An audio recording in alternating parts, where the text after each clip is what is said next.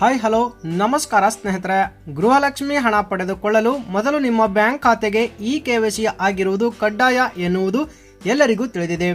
ಆದರೂ ಕೂಡ ಸಾಕಷ್ಟು ಜನ ಆಧಾರ್ ಲಿಂಕ್ ಮಾಡಿಕೊಳ್ಳದೆ ಇರುವುದರಿಂದ ಇದುವರೆಗೂ ಗೃಹಲಕ್ಷ್ಮಿ ಹಣ ಜಮಾ ಆಗಿಲ್ಲ.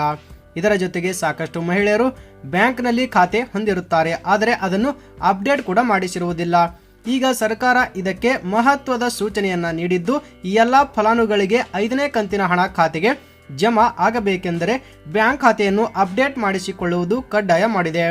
ಇದಕ್ಕೆ ನೀವು ನೇರವಾಗಿ ಬ್ಯಾಂಕ್ಗೆ ಹೋಗಿ ನಿಮ್ಮ ration card, PAN card, Aadhaar card ಇತ್ಯಾದಿ ದಾಖಲೆಗಳನ್ನು ನೀಡಿ ನೀವು ಖಾತೆಯನ್ನ ಸಕ್ರಿಯಗೊಳಿಸಿಕೊಳ್ಳಿ. ಸರ್ಕಾರ ನೀಡಿರುವ ಮಾಹಿತಿ ಪ್ರಕಾರ ಈಗಾಗಲೇ ಸುಮಾರು 70 ರಿಂದ 80 ಸಾವಿರ ಬ್ಯಾಂಕ್ ಖಾತೆಗಳನ್ನು ಹೋಲ್ಡ್ ಮಾಡಿ ನಿಷ್ಕ್ರಿಯಗೊಳಿಸಲಾಗಿದೆ.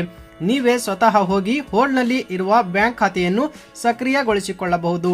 ಜನವರಿ 20ನೇ ತಾರೀಕಿನ ಒಳಗೆ 5ನೇ ಕಂತಿನ ಹಣ ಜಮಾ ಮಾಡುವುದಾಗಿ ಸರ್ಕಾರ ತಿಳಿಸಿದ್ದು, ಈಗ ಸಂಕ್ರಾಂತಿ ಗಿಫ್ಟ್ ಎನ್ನುವಂತೆ 15ನೇ ತಾರೀಕಿನಿಂದ 5ನೇ ಕಂತಿನ ಹಣ ಬಿಡುಗಡೆ ಆರಂಭವಾಗಲಿದೆ. 5ನೇ ಕಂತಿನ ಹಣವನ್ನು ಜನವರಿ 30ರ ಒಳಗೆ ಹಂತ ಹಂತವಾಗಿ ಒಂದೊಂದು ಜಿಲ್ಲೆಯ ಮಹಿಳೆಯರ ಖಾತೆಗೆ ಹಣ ವರ್ಗಾವಣೆ ಮಾಡಲಾಗುವುದು.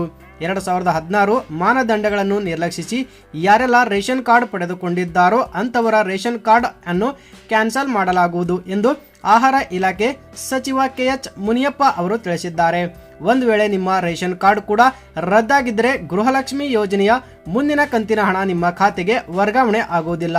ನಿಮ್ಮ ರೇಷನ್ ಕಾರ್ಡ್ ರದ್ದಾಗಿದೆಯೋ ಇಲ್ಲವೋ ಎಂದು ಆಹಾರ ಇಲಾಖೆಯ ಅಧಿಕೃತ ವೆಬ್ಸೈಟ್ಗೆ ಹೋಗಿ ನೀವು ತಿಳಿದುಕೊಳ್ಳಬಹುದಾಗಿದೆ.